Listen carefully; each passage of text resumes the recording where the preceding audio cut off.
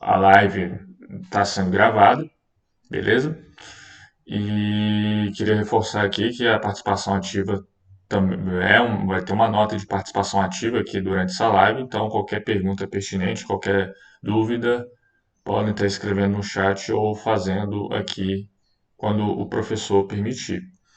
Do mais, queria novamente agradecer ao professor Marcos pela disponibilidade de horário, uma vez também que ele também dá aula de letiva, por isso que não foi possível essa aula durante o horário de letiva, que é às 9h30 da manhã, mas a gente acertou as agendas para estar fazendo agora. Muito obrigado pelo professor Marcos e a palavra é sua. Valeu mesmo. Boa tarde, pessoal. Boa tarde, professor Luiz. Eu agradeço aí pelo convite, participar dessa aula aqui com vocês, de um tema interessante, interdisciplinar, né, que é um tema que ele vaga aí por vários setores, né, desde a química, a economia, geografia, história, né, política. Então, é um tema que ele perpassa por vários setores, né, que é a questão do tráfico de drogas. Tá? Então, como nós vamos trabalhar aqui? Nós vamos num formato mais informal, tá? À medida que vocês sentirem à vontade para fazer alguma pergunta, pode me chamar aí, pode chamar no chat, que a gente para, a gente questiona, a gente pergunta, a gente conversa, é mais um bate-papo mesmo assim, tá bom? Primeiro, para a gente entender essa questão do tráfico internacional de drogas, a gente tem que entender o que é crime organizado, tá? Primeiro, o crime organizado, a prática da venda, do comércio de drogas entorpecentes, ela não é lícita, né? Grande parte dos países do mundo, eles têm uma legislação muito forte com relação à venda desses produtos, né? Alguns países são mais flexíveis hoje no mundo, como você tem a Holanda, você tem aqui na América do Sul o próprio Uruguai, nos Estados Unidos, porque eles têm uma relação de federação de autonomia maior, alguns estados têm uma liberação para determinados tipos de drogas, não são todas, tá? Não é livre, são algumas, né? Fora esses países, aí você tem uma legislação bem mais forte, principalmente com relação ao Código Penal. Tá? Alguns países, como a Indonésia, por exemplo, né, com pena de morte, é pena capital, o tráfico.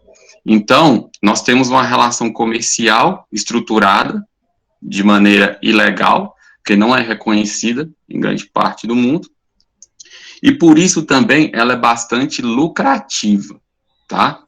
Porque como ela não está na legalidade, ela está fora da questão de tributos, de impostos, né, de regras de produção. Então, a lucratividade, ela é bastante alta, ela é bem alta, né? Porque não existe uma regra, não existe uma resolução, uma forma, um acompanhamento da produção disso aí, tá? Então, é uma ação econômica bastante lucrativa, tá? No mundo. Então, os produtores, os vendedores, eles têm que montar uma estrutura, tanto interna como externamente, para vender esse produto. E tem que ser uma coisa muito bem estabelecida, porque ela é feita à margem, né? Ela é feita à margem da legalidade. Então, tem que ser uma estrutura muito bem feita. Tá? Então, por isso que se chama crime organizado, tá? Você tem, principalmente, alguns pontos no mundo em que são reconhecidamente como fornecedores, né? E nós estamos aqui no nosso continente, né? A América, na sua parte da América do Sul, ela é conhecida ali no centro da América do Sul, o chamado Cinturão Branco, tá? Colômbia, Bolívia, né? Uma parte ali do Peru. Esse é o chamado Cinturão Branco. Cinturão Branco por quê? É onde é produzida a cocaína, né? Essa cocaína, ela é produzida e ela é exportada, principalmente para os países desenvolvidos. Aqui na América, dos Estados Unidos, Canadá, através da fronteira mexicana, Europa, tá? Aí tem conexões na África, tá? Principalmente África do Sul e Marrocos, tá?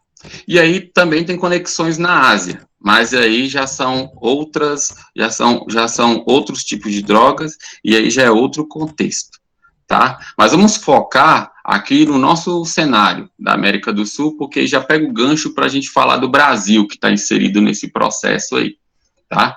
Esse cinturão branco aqui da Colômbia e da Bolívia, ele tem um histórico, tá? Isso começa ali na década de 60, tá bom? Principalmente na Colômbia, que é o grande fornecedor hoje do mundo, tá? Ali na Colômbia surgem dois grandes cartéis, que são as duas principais cidades, que é o cartel de Medellín e o cartel de Cali, tá? Esses são os dois grandes cartéis. O que é um cartel?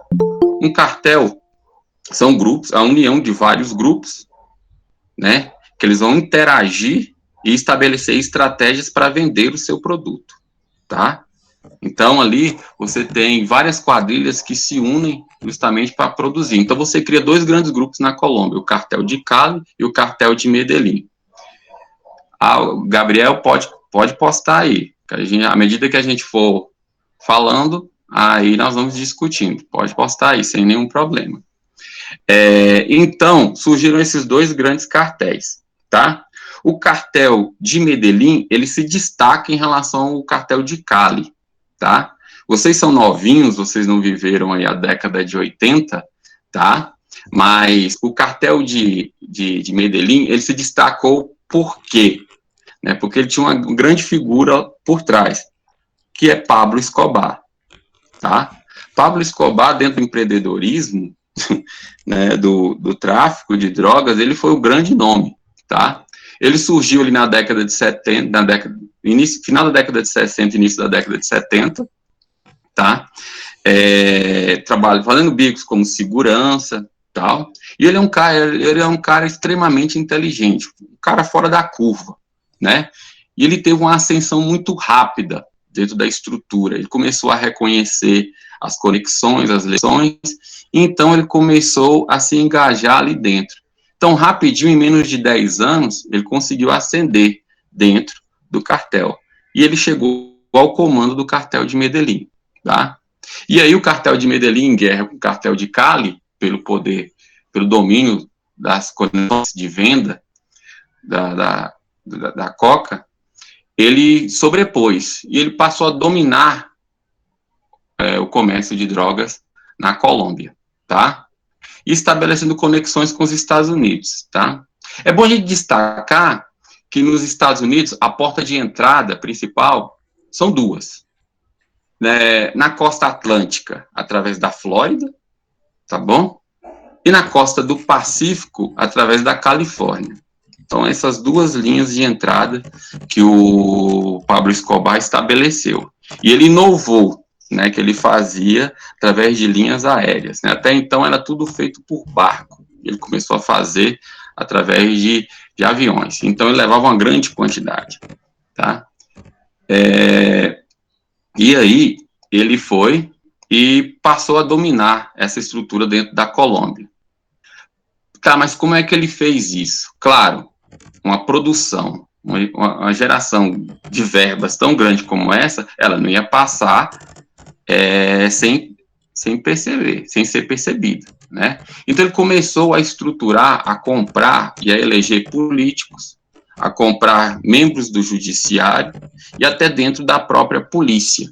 Para quê? Para dar a segurança para a sua logística, para a sua estrutura. Porque uma operação de tão grande, tamanha como essa, de um tráfico internacional, de venda de produtos, é claro que não ia passar desapercebida pelo Estado. Então, ele começou a criar toda uma estrutura ali dentro da Colômbia.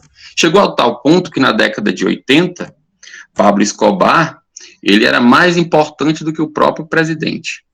Ele, sim, mandava de fato no país, tá? E aí, então, a partir dali, os Estados Unidos começaram a ter uma atenção especial, porque viu que um dos grandes responsáveis por tudo isso aí, e ele já estava ganhando uma força política muito grande, era ele. Então, os Estados Unidos começou a se alinhar com a Colômbia para tentar derrubar, tá? Para tentar desestruturar esses cartéis lá. Bom, outro fator que contribui para isso aí, além dos cartéis de Cali e de Medellín, é a presença das Farc, tá bom? Que aí a gente faz um panorama aí, que nós estamos vivendo um contexto de final de Guerra Fria, tá? As Farc, que era uma guerrilha armada que buscava uma revolução socialista na Colômbia, ela perde o seu braço financeiro, que era a União Soviética, tá?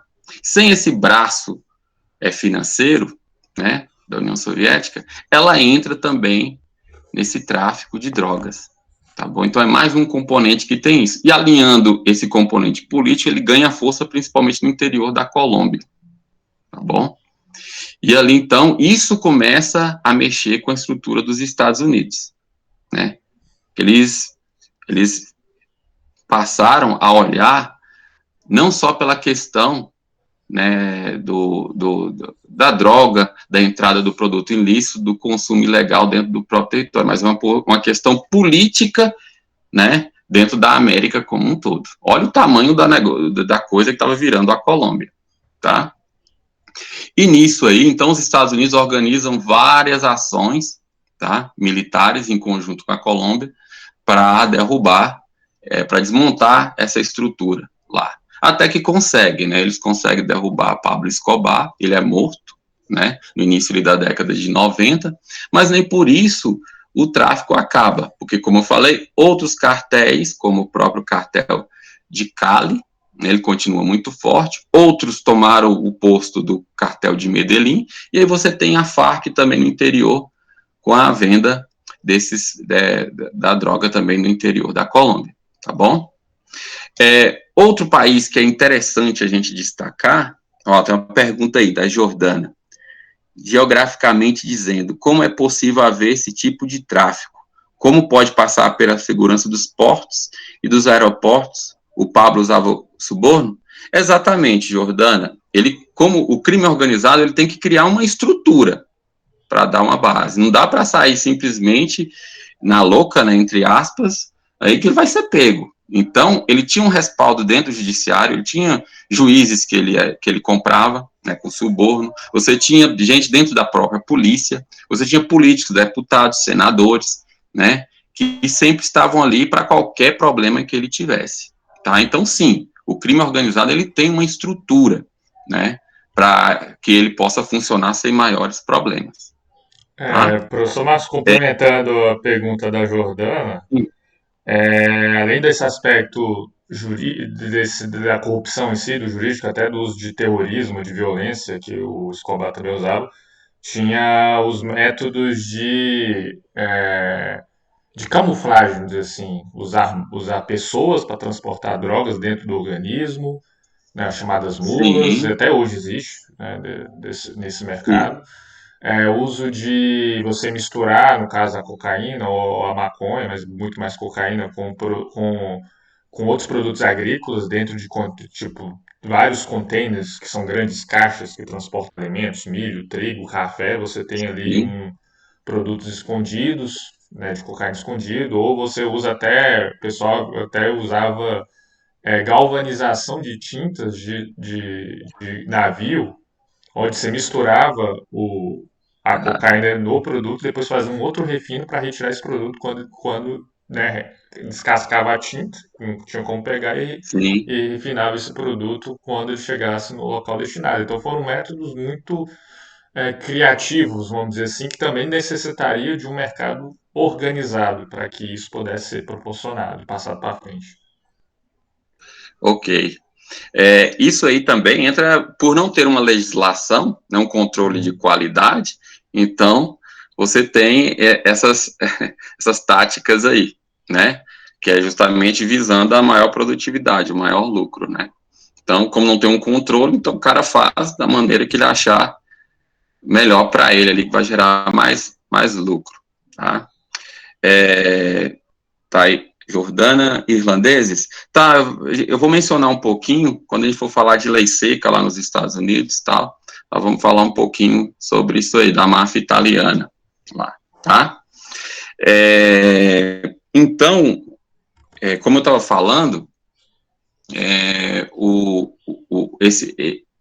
essa entrada dessas drogas nos Estados Unidos, ela se dava ali pela Colômbia, que ganhou essa proporção política ali, né? E também você tem ali a Bolívia, que também é uma grande produtora, só que a Bolívia, ela não entra tanto para os Estados Unidos. A conexão boliviana, ela é Brasil, África e Europa, tá? Colômbia é mais Estados Unidos, tá? Até porque geograficamente está mais próximo ali. A conexão boliviana, ela é mais Brasil, África e Europa, tá? Vamos continuar falando ali da relação com os Estados Unidos. Além da Colômbia, você tem o México, que é vizinho ali, né, ali fronteiriço, na América do Norte, né, e no México também, hoje, atualmente, o México, ele sofre politicamente, socialmente, muito por essa questão da droga lá dentro. Os cartéis, que lá no México são mais de 12, né, que tomam conta desse comércio das drogas lá, 2 se destacam, que é o cartel de Tijuana e de Sinaloa. Tá? São os 2 mais famosos lá. O de Sinaloa é até aquele El Chapo, né, que foi capturado e morto aí recentemente, aí, o El Chapo. O de Tijuana também é famosíssimo. E o de Tijuana, ele está envolvido principalmente na política interna. Ele domina boa parte das províncias mexicanas lá. Né? O caso do México é um caso emblemático, porque lá tem essa questão do crime organizado, da compra da estrutura do Estado em si, com juízes, com deputados, governadores e a própria polícia, e você tem um outro lado ali também, que são as milícias armadas, tá? Por quê? Os cartéis mexicanos, eles se estruturaram de uma tal forma que eles começaram a tomar boa parte do controle do Estado na questão judiciária e de segurança, tá? Então, os mais endinheirados, os fazendeiros, principalmente no interior do México, eles passaram a armar, a criar, a treinar a população e criar milícias, tá? Para proteger a sua propriedade, tá? Só que algumas dessas milícias, elas também entraram nessa questão do comércio da droga lá dentro do México. Então, você tem ali 3 cenários. Você tem o Estado, você tem os cartéis e você tem as milícias disputando o espaço, tá? Então, no México, a tensão é ainda maior. Hoje, na Colômbia, está mais apaziguada a situação, está menos tensa do que foi na década de 90 e na década de 2000, tá? Hoje, no México, a situação está bem complexa. Há 2 anos, nós tivemos o sumiço e morte aí de mais de 80 jovens universitários, tá? Que sumiram com esse pessoal e ninguém sabe. Claro, eles foram mortos pela milícia, lá no interior do México, tá bom? Então, e o México, esses cartéis, eles também vivem dessa rota. Entrada de drogas, Texas, né, El Paso, ali, Miami, Flórida, e Los Angeles, ali, na Califórnia. Essa é a entrada ali nos Estados Unidos. Beleza? A Bolívia, ela tem uma outra estrutura. A Bolívia, ela entra no Brasil, tá? O Brasil é um consumidor e também é um entreposto, tá bom? Eles vendem bastante droga aqui para o Brasil, né, cocaína, né? Paraguai, Argentina, Chile, tá? Apesar que o Paraguai produz muita maconha também, né? Produz muita maconha e vende para cá. O Brasil também funciona de entreposto, porque o Brasil, ele é um hub. O que é um hub? Né? Ele é um ponto de conexão para vários locais do mundo, né? Essa droga, ela entra no Brasil via fronteira, Mato Grosso, Acre, Mato Grosso do Sul, Paraná, e ela é transportada até os centros urbanos mais valorizados, né? São Paulo, Rio de Janeiro, Goiânia, por aí afora, e ela também funciona de de conexão. Através dos aeroportos de São Paulo e Rio de Janeiro, principalmente, essa droga ela é repassada para a Europa diretamente, né? Principalmente Madrid, na Espanha, Frankfurt, na Alemanha, tá bom? E também é feita uma conexão via África, pela África do Sul, Joanesburgo, e Marrocos, através de Casablanca. E aí essa droga é repassada para a Europa também. Então, esse é o caminho da droga, né, dentro do crime organizado, tá? E aí, então, é fornecido para a Europa. Aí, a América do Sul fornece cocaína, e essa mesma rota também vem de lá para cá, com as drogas sintéticas, né? Aí você tem aí a infinidade que nós temos aí dessas drogas sintéticas, como é LSD e por aí afora. Então, o mesmo que vai levando para lá, a cocaína, ele traz essa outra para cá, da mesma rota, tá bom? E aí a maneira são as mais criativas possíveis, né? Igual como o professor Luiz falou aí, através de mulas, né? Pessoas que transportam isso dentro do seu próprio corpo. Aí vem malas, fundo falso, compra de fiscais, né? Através de suborno, né? Navios, aviões e por aí afora. Existem várias maneiras de se levar essa droga para fora. Aí, tá? Falando em Brasil, agora aqui, como é que funciona como é que é estruturado isso aqui dentro do Brasil?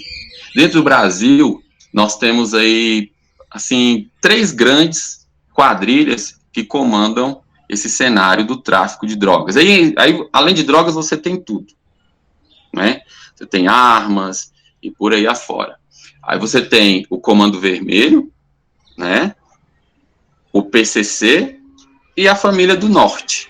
São essas 3 que estruturam aqui no Brasil. E eles fazem esse intercâmbio, tá bom? Eles compram essa droga lá da Bolívia, da Colômbia e do Paraguai, aqui para o consumo interno e também para repassar para fora, né, para outros países também. Tá? Então, eles fazem esse comércio aí. O Comando Vermelho foi a primeira. Né? A história do Comando Vermelho remete à época da ditadura do Brasil ali. Como é que surgiu isso aí? Dentro das cadeias do Rio de Janeiro, que ali até a década de 60, década de 70, o Brasil não tinha esse tipo de crime organizado, de estrutura complexa dessa forma. Né? Foi o contato entre presos comuns, né? O que é um preso comum? O cara que é preso roubando, né? Alguma questão de homicídio, roubos pequenos, tá? Entrou em contato com uma boa parte de presos políticos da época da ditadura. E essa galera começou a se interagir ali dentro. E aí houve uma troca ali. Essa galera presa na época da ditadura entendia muito de tática, de estratégia, né, de economia, né, de organização, planejamento. E junto essa galera já transgressora da lei, presa ali dentro. Então esse contato, né, fez com que surgisse o chamado Comando Vermelho, né, lá no Rio de Janeiro, tá bom? E a partir dali, então, esse Comando Vermelho tomou uma estrutura, né, organizada que tomou conta boa parte do Brasil aí durante muito tempo, né? Já na década de 90, aí você tem o surgimento do PCC, que é o primeiro comando da capital, em São Paulo, com a mesma estrutura também, tá bom? E no norte, você tem a união de várias quadrilhas do norte e no nordeste, pequenos grupos, né, que formam a chamada Família do Norte, que tem contato direto ali com Bolívia, Colômbia, tá? E eles começam a atuar dentro do Brasil aí também, a disputar território. Você tem PCC e Comando Vermelho na porção centro-sul do país e Família do Norte, no norte e no nordeste do Brasil. Inclusive, não sei se vocês lembram, um tempo atrás aí, que houve uma série de revoltas em vários presídios, né, no Brasil aí, foi justamente essa disputa de território entre esses 3 aí, que mataram vários presos aí, ataques, né, aí incêndios a ônibus, ataques a pontos de comércio, a bancos. Então foram essas três aí disputando o território. Foi uma disputa de comando entre esses três aí. Um líder do PCC, ele foi morto, né? Então, a família do Norte e o CVV, e o CV, né, o Comando Vermelho, disputando espaço, tentaram tomar conta de alguns presídios. Por quê, pessoal? Onde é regimentado soldados para essas organizações? Elas são regimentadas dentro dos presídios, tá? O cara, quando ele é preso, ele já tem que se filiar. O moleque que é preso lá, caiu lá dentro dessas grandes cidades, ele já tem que falar, e aí, meu filho, você é de onde? Você é do Comando Vermelho, você é do PCC, você é da família do Norte. Então o cara já tem que se arregimentar, porque é a própria proteção dele ali dentro, tá? Senão ele morre. Então é assim que é feito, dentro dos grandes presídios. Aí afora. Então é assim que essas organizações, elas se estruturam, né? Ao contrário do que nós pensamos, a estrutura mental, política dessas organizações não estão na periferia. Não é lá na favela do Rio, de São Paulo, aqui em Brasília, na periferia de Brasília, de Goiânia, não. Isso aí está dentro da nossa estrutura aqui, lá dentro do condomínio, morando bem, comendo bem, se alimentando bem, entendeu? A periferia, ela só é o braço. É quem faz, como diz, é quem suja a mão para fazer. Mas a mente por trás disso está no asfalto e não no morro. Deixar bem claro essa questão aí, tá? Então, a estrutura, ela é feita dessa forma, do tráfico. Então, no nível global, ela está situada dessa forma aí, tá? Agora vamos passar para uma outra questão, já mais antiga, que foi o que acho que a Jordana comentou aí a respeito da Irlanda, né? O que eu conheço um pouco de Irlanda, eu falo mais da questão ligada com os Estados Unidos, tá? Que é mais ligado à questão da Irlanda, dos imigrantes irlandeses, italianos, lá na década de 40, né, que foi a lei seca, né, quando os Estados Unidos tentou abolir o álcool, o consumo do álcool lá, né, e ali a máfia italiana, né, os descendentes ali da máfia italiana tomaram o consumo, né, e a venda, consumo não, a venda do álcool ali de forma ilegal, tá? Sim. Uma questão que eu vi é que os Estados Unidos proibiu o álcool era que as pessoas que faziam isso, elas tinham uma técnica que eles usavam um sapato modificado que parecia um casco de vaca para ingerir as drogas. Para vender, que você fala, no caso, para poder vender, traficar. Para os policiais não seguirem eles. Ah, entendi. As maneiras são as mais criativas possíveis, né? Que se possa ter, são as mais criativas possíveis, né? Desde lá da venda do álcool até o pó, a erva, tem de tudo, cara. Tem de tudo aí, né? E como não tem um controle de qualidade, aí a coisa é feita da maneira mais com mais surpresa possível. Jordana. Que na série Peaky Blinders, eles falam mais sobre a Inglaterra, né? Mas bem naquela época que deu essas leis aí que estavam tentando abolir o álcool. Aí, na série, aborda que os Shelby estavam tentando pegar e mandar, acho que era whisky ou tequila, não lembro. Mas estavam tentando algum tipo de bebida alcoólica lá para Nova York. Aí eles pegavam e ficavam toda hora repetindo, os malditos dos irlandeses. Aí também veio a máfia italiana, tipo, meio que pra intervir no trabalho, entre aspas, trabalhos deles, né?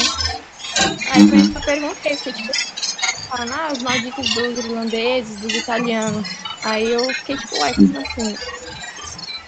É porque que acontece nos Estados Unidos, na porção norte, ali na costa atlântica, na região de Nova York, ali, tem uma colônia irlandesa muito forte. Ali, você pega ali em Boston, Massachusetts, ali, você tem uma colônia italiana e uma colônia irlandesa muito forte. E ali foi o centro de tudo, tá? Na época da lei seca, né? A máfia italiana, né, os descendentes dessa máfia italiana, digamos assim, ali, eles dominavam essa região, eles trabalhavam ali, né, e aí você tem a presença dos irlandeses ali também, né, que é tudo junto ali, Nova York, Boston, ali é tudo ligadinho ali. Então os irlandeses, eles entram nesse contexto do comércio ilegal, né, do álcool lá, que foi uma das primeiras tentativas, né, assim, efetivas do Estado de acabar com esse comércio de entorpecentes, porque o álcool é uma droga também, né, foi uma tentativa de tentar limitar e acabar com isso aí. Só que você vê, nós estamos lá da década de 30, 40 até 2021, e estamos tratando do mesmo tema, e hoje ela está bem mais forte. É uma discussão bem complexa, nessa relação aí de proibição, regulamentação do uso de entorpecentes, né? É uma coisa bem complicada, porque entre questões psicológicas, filosóficas, políticas, econômicas, né, no mundo, igual você tem aí essa primeira tentativa dos Estados Unidos, eles tiveram que voltar atrás, acabou isso aí, né? Como eu falei lá no início da minha fala, você tem países que têm uma lei bastante rígida em relação ao tráfico, né? Até com pena capital, como você tem o caso da Indonésia.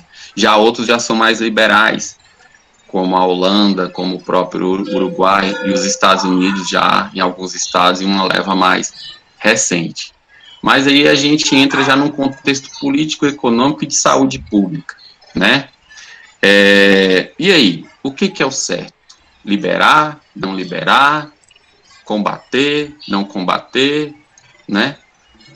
Vamos pegar alguns casos aqui que a gente tem no mundo aí, de relação agora, falando um pouco dessa questão econômica, de dinâmica global, e indo para uma questão de relação de Estado mesmo. Vamos pegar aqui os exemplos emblemáticos que nós temos no mundo hoje, Holanda e Uruguai. São assim, os casos que tiveram mais sucesso, né? A Holanda, ela liberou grande parte, já na década de 90. Foi um dos primeiros a liberar isso aí, né? A Holanda, ela teve uma redução, né, da violência em primeiro momento. Só que hoje a Holanda, ela enfrenta um problema grave de saúde pública, tá? Porque o uso indiscriminado, né, foi muito grande, é muito grande. Então, hoje a Holanda, ela enfrenta um grande problema de saúde pública, né? Então, hoje o custo para o Estado, em termos de saúde, é muito alto lá, tá? No Uruguai também, no primeiro momento, teve uma redução da violência, só que hoje o Uruguai está enfrentando um problema que a violência, ela diminuiu no primeiro momento, só que agora ela aumentou, né? Por quê? Como você teve agora a presença do Estado na tributação e na legalização, então você tem mais concorrência para o tráfico, né? Então, as guerras, elas se acirraram ainda mais, porque hoje o que acontece? Hoje você tem mais concorrentes, né, para o público. Então, não é mais só as quadrilhas, você tem agora gente empreendedora vendendo, né? Então, a guerra, ela se acirrou no Uruguai. Então, os níveis de violência começaram a aumentar, tá? Nos Estados Unidos, você tem algumas ações independentes de alguns estados ali que começaram a vender, principalmente a maconha, né? Que é o que foi liberado ali nesses estados. E ainda estão em análise, né, para ver como é que vai, porque tem alguns estados que começaram ano retrasado, antes da pandemia, né, então é uma coisa ainda que está bem recente, não dá para a gente ter um cenário ainda, né, então esse é o cenário que a gente tem dos países que estão liberando, né, sendo mais flexíveis. Aí você tem o outro lado, vamos lá para a Indonésia. A Indonésia é pena capital, tráfico internacional de drogas. Nós temos o exemplo de um brasileiro né, o Marcos acha que ele foi morto, né? Ele pagou com a vida por ter tentado entrar lá com droga, tá? Diminuiu? Não, pelo contrário. Mas mesmo assim, com uma pena pesada, mesmo com uma pena pesada dessa, não diminuiu. Então, gente, é um tema bem complexo, isso aí. Não tem uma solução mágica, né? Não tem uma solução mágica. É claro, nós temos várias formas de discutir, várias maneiras. Um enfoque que hoje os estudiosos dessa área colocam, que é uma questão de saúde, encarar como uma questão de saúde pública, porque a dependência química, ela é uma doença, né? E entrar nessa questão com enfoque de saúde, né? Mas não deixando de lado também a questão da proibição e a do Código Penal em alguns casos, em alguns produtos, que também não dá para liberar tudo, né, gente? Também não dá para liberar tudo, não pode ficar dessa forma. Então, hoje os estudiosos colocam dessas duas formas, né? Essa relação, beleza? Então, eu acho que era isso que eu tinha para falar em termos de globalização, comércio de drogas, relação Estado, sociedade. Era isso aí. Se alguém tiver alguma pergunta, professor Luiz, quiser complementar, fica à vontade. Primeiramente, agradecer ao professor Marcos. Alguém tem mais alguma pergunta? Que quer alguma última colocação? Primeiro, agradecer a participação da Jordânia e do Gabriel com suas colocações. Caso alguém queira fazer mais alguma pergunta, pode fazer. Pode escrever no chat. O Ener tem aí no chat. Deixa eu ler aqui. Nessa pandemia, o senhor acredita que o tráfico de drogas foi afetado de alguma forma? Pergunta do Ener. Vamos lá, Wenner. Em um primeiro momento, sim. Em um primeiro momento, sim, pela questão da logística. O consumo, não. Pelo contrário, o consumo aumentou. Entendeu? Porque qual é o segredo? Agora falando uma questão psicológica aqui, filosófica, né? Por que essas substâncias, elas têm tanta aceitação, tanta busca? Porque o ser humano, ele necessita de fuga, né? A realidade, ela choca, né? Então, em determinados momentos, o ser humano, ele necessita dessa fuga, da sua vida, dos seus problemas. Então, por isso que as drogas, elas são essa válvula de escape, né? Só que aí, o que acontece? Essa situação é igual uma roleta russa, né?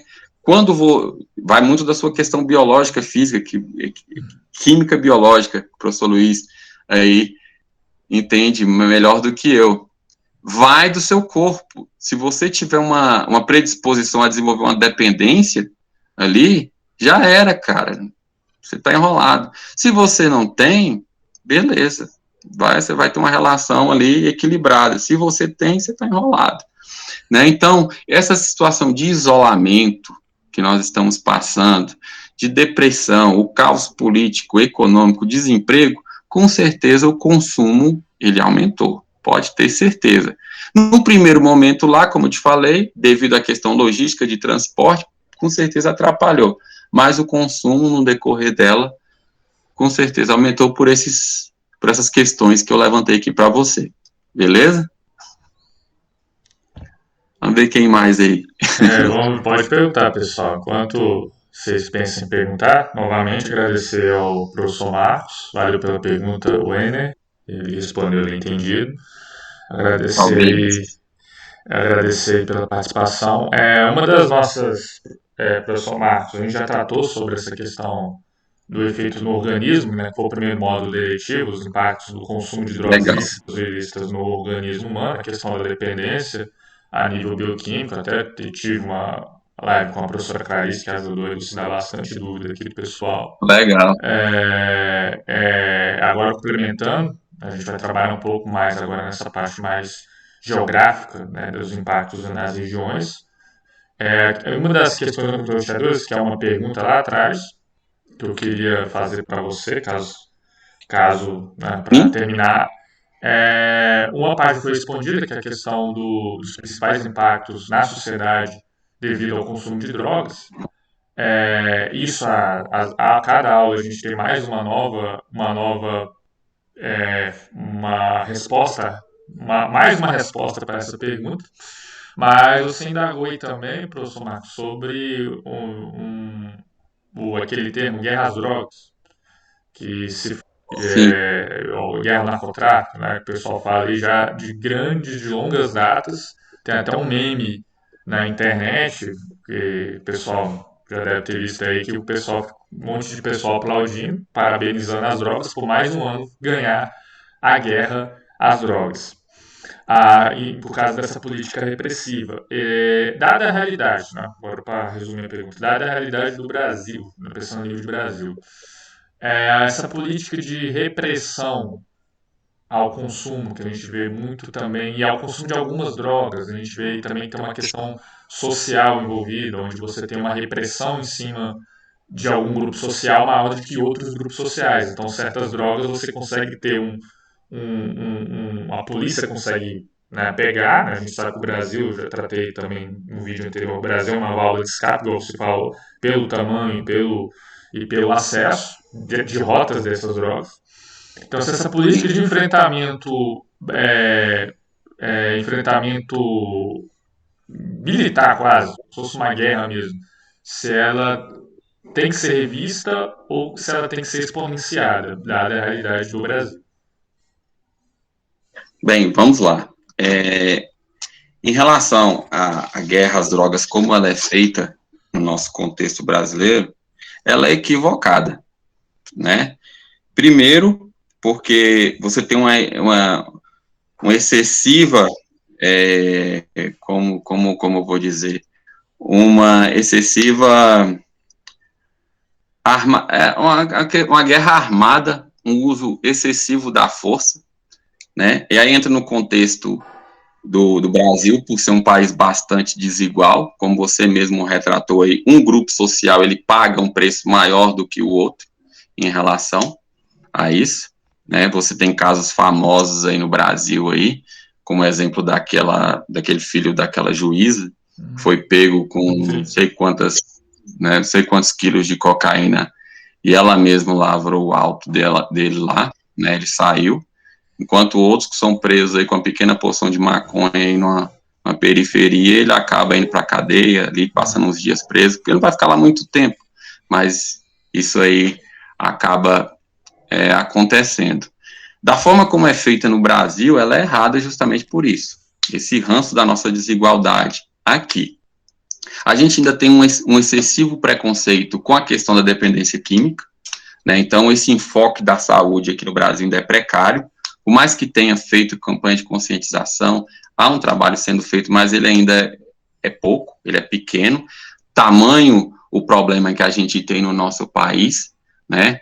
A gente indo para as drogas legais, aí, por exemplo, o consumo do álcool, nós somos um dos países que mais consomem álcool no mundo hoje em dia, né? E cada vez mais jovens, e cada vez mais novos, né? E a gente sabe que o próprio álcool é uma porta de entrada para várias outras aí, né? Então, há que sair um pouco dessa questão da segurança pública, não acabar.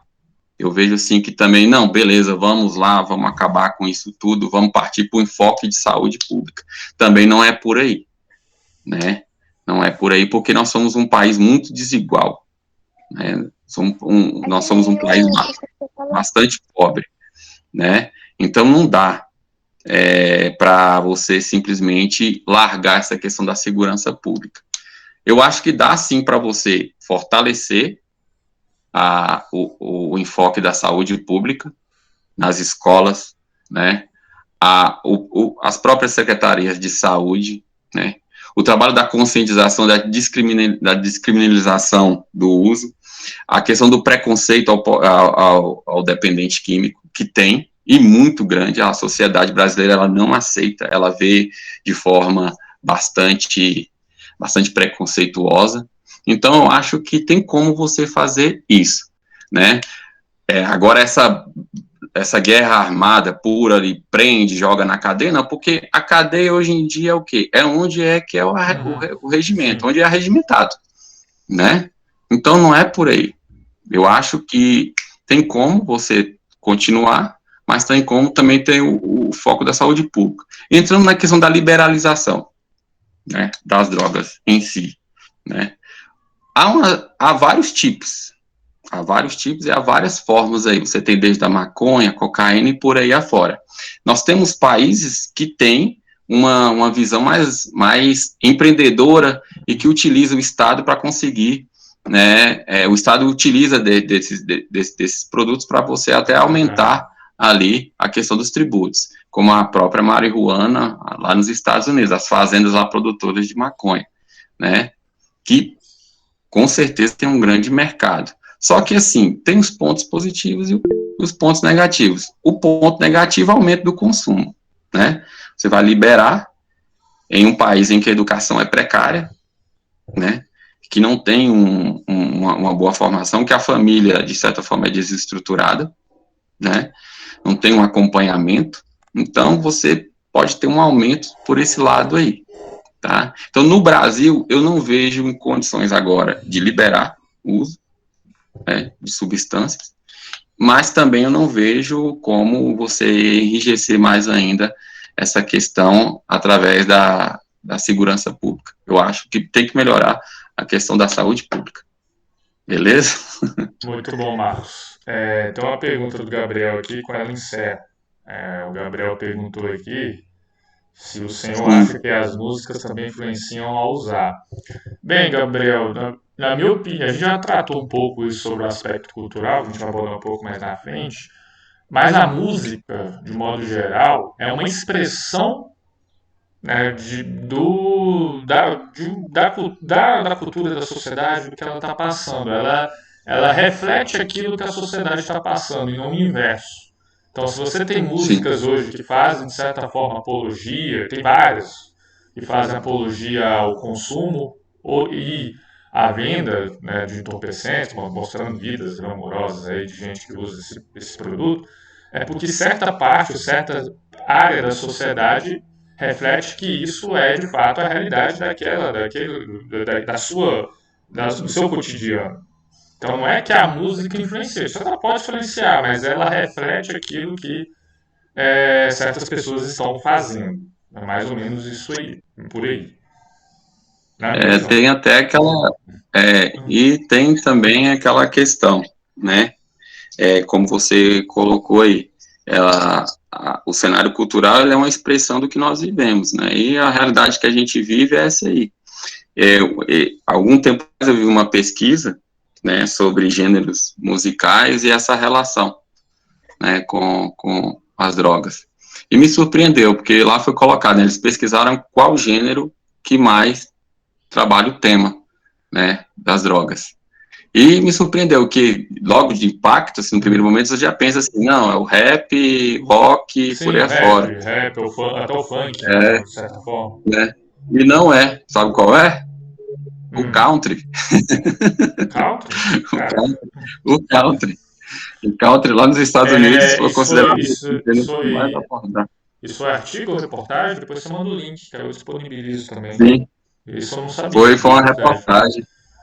Foi de uma revista lá. O country é o que mais aborda. Se você tiver o link, você me manda, eu disponibilizo também no grupo de eletivo aqui do WhatsApp. Eu achei interessante essa informação. Eu acho que o country é por conta daquela região lá do Texas, onde tem muita gangue de motoqueiros e tal. Verdade. É só você ver aquela série Filhos da Anarquia, que fala sobre exatamente isso. Qual série? Jordana, sim, está disponível no Amazon Prime. Qual o nome? Acho que foi Sons Filhos da Anarquia. Filhos da Anarquia, muito obrigado. Sons of Anarchy. Sons of Anarchy. Muito obrigado, Jordana, pela informação. Amazon Prime, ok. Então, pessoal, agradeço a todos, tá? Agradeço, a Cíntia estava até aqui há pouco, mandou uma mensagem aqui no chat, parabenizando os jovens protagonistas por estar aqui numa tarde véspera de feriado de... Amanhã que é o feriado mesmo? Exatamente. Dia 21 é Tiradentes, né? Tirado, Feriado tirado nacional, isso. vocês foram muito guerreiros, nós todos aqui. Parabéns. Parabéns a vocês. Então, professor Marcos, agradeço pela sua participação também. E obrigado por tudo, por passar o seu conhecimento. Obrigado, tá? Quiser encerrar aí uma mensagem? Beleza, eu agradeço o convite. É sempre bom estar participando, interagindo com os colegas, com os alunos também, né? É sempre interessante. E estou aí, mais oportunidades que tiverem aí, quiser me chamar, estou aí pronto para ajudar. E gostei muito de estar aqui com vocês. Valeu. Valeu, professor Marcos. Tudo de bom, tá? Vou encerrar a live aqui, a gravação está sendo encerrada. Encerrei.